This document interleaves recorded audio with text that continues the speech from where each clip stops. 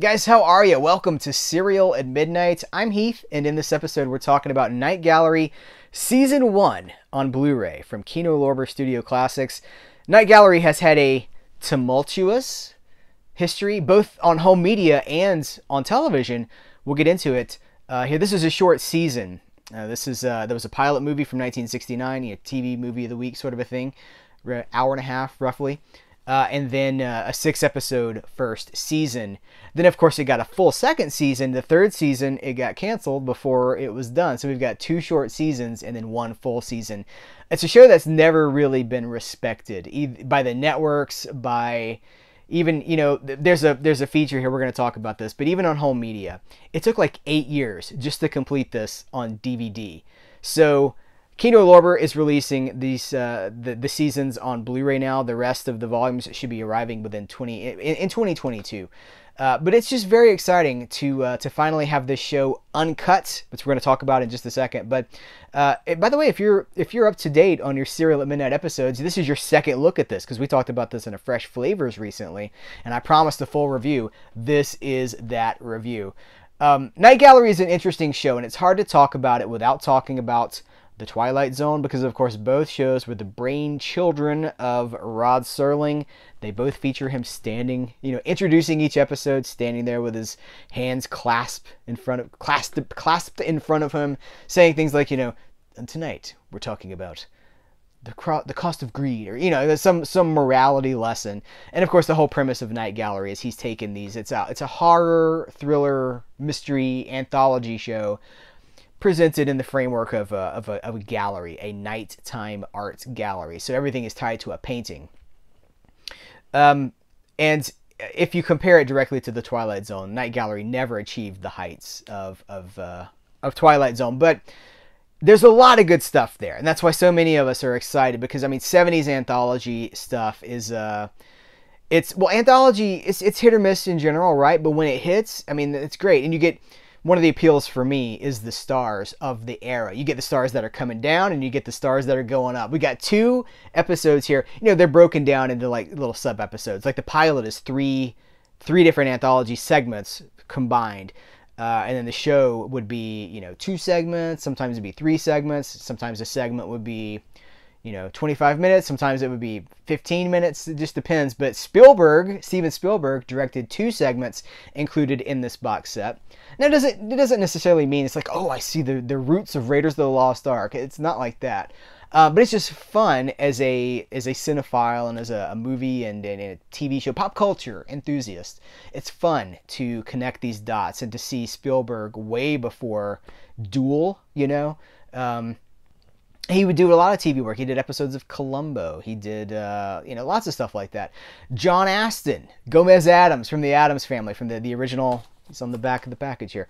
John Astin is he's featured in front of the camera. He's in an episode, and he directed an episode as well. So not the same episode either. He's two different episodes.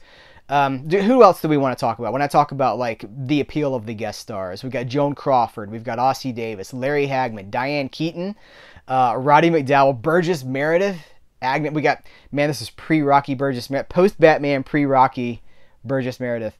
Agnes Moorehead, who I adore. The more I see her older Hollywood work, the more I'm like, man, Agnes Moorehead. Like, you knew her from Bewitched, right?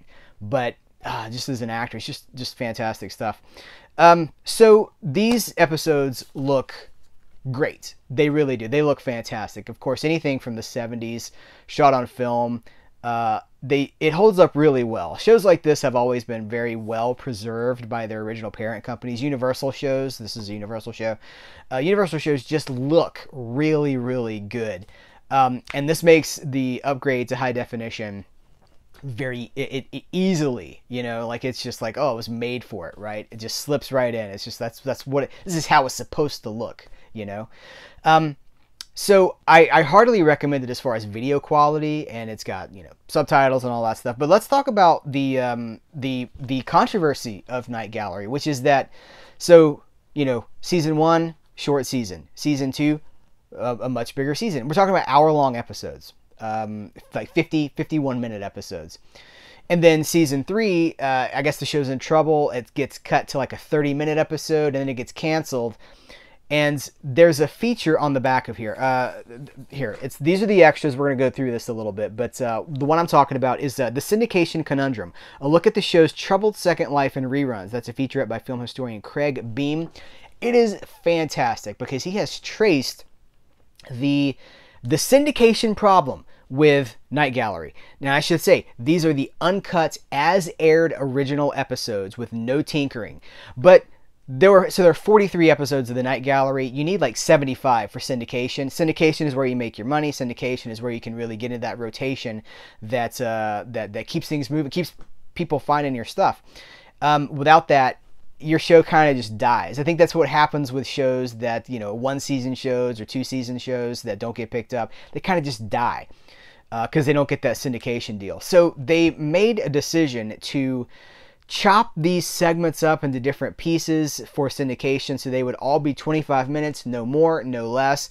So that means if your story was 40 minutes, it got cut down to 25. If your story was 15 minutes, they had to pad it up to 25 minutes. And how would they do that? They would use stock footage from things. They would use flashbacks. They would use like clips at the beginning, like tonight's episode.